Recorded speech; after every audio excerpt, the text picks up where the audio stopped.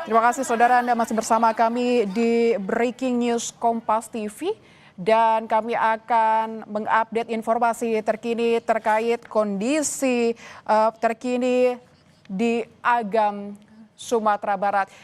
Bagaimana distribusi bantuan di sana? Kita telah tergabung dengan Rio Johannes di Agam. Selamat siang Rio. Selamat siang, Lintang. Ya, Rio, bagaimana kondisi di sana? Bisa Anda ceritakan posisi Anda sekarang? Ya, Lintang dan juga saudara, saat ini saya berada di Jorong Kampung Tangah. Ini salah satu kampung yang aman dari terjangan banjir bandang yang terjadi sejak 27 November lalu. Ini berada posisinya di tengah. Jadi kampung di atas dan kampung di bawah itu habis diterjang banjir bandang. Sehingga disinilah didirikan posko oleh Timsar. Saat ini memang untuk proses penanganan pasca banjir bandang masih fokus pada proses pencarian korban-korban yang masih dinyatakan hilang. Karena sampai saat ini itu masih ada 46 jiwa lagi yang masih dalam proses pencarian. Dan Timsar saat ini sudah memfokuskan proses pencarian di bagian hulu, yaitu tepatnya di kampung Kawasan. Itu Timsar lebih fokus di sana. Ada 5 unit yang diserahkan untuk membantu pergerakan dari Timsar agar nantinya proses pencarian ini bisa berlangsung secara maksimal. Dan untuk penyaluran bantuan sendiri saat ini di posko-posko bantuan itu bantuan sudah mulai menumpuk di daerah SD 05 Kayu Pasak, itu posko pengungsian dan juga posko bantuan dari Nagari, Kalare Ayu ya. Bantuan sudah masih banyak memenuhi gudang, bahkan di sana juga sudah terlihat banyak sekali bantuan baju yang mulai berserakan dan tidak teratur.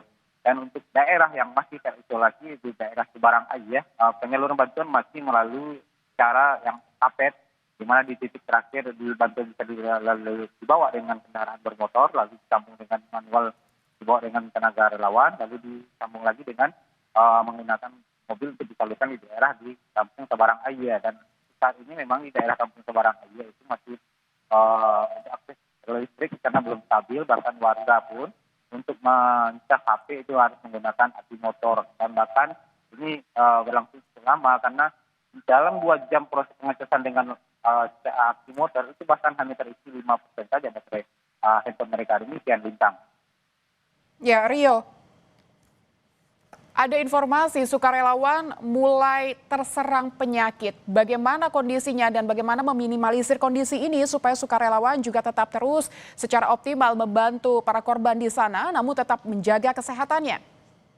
Ya, Lintang dan juga saudara, hari ini memang memasuki 12 hari pencarian, proses pencarian di Nagari Kalare Ayu ini. Dan beberapa dari relawan itu sudah mulai berkembangan tapi tidak sakit, mereka mengeluhkan kelelahan.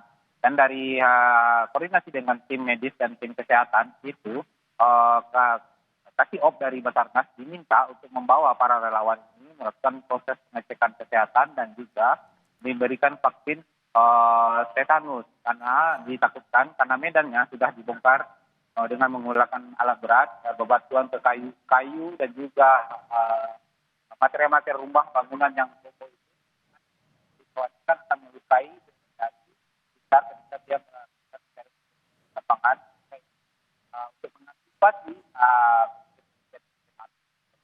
relawan itu arahkan ke puskesmas Koto Alam untuk vaksin tetanus. Memang tidak semua relawan karena ada beberapa dari relawan itu sudah melakukan vaksin tetanus sebelum sampai di lokasi, dan bagi yang belum itu diarahkan ke sana lalu mereka dibawa ke posko pemeriksaan kesehatan. Dan dari hasil pemeriksaan kesehatan memang relawan ini tim dokter melihat mereka mulai kelelahan dan disarankan untuk melakukan segera istirahat. Setelah dari lapangan itu memang relawan diminta untuk segera istirahat dan mereka di booster dan diberi vitamin untuk booster. Demikian Bintang.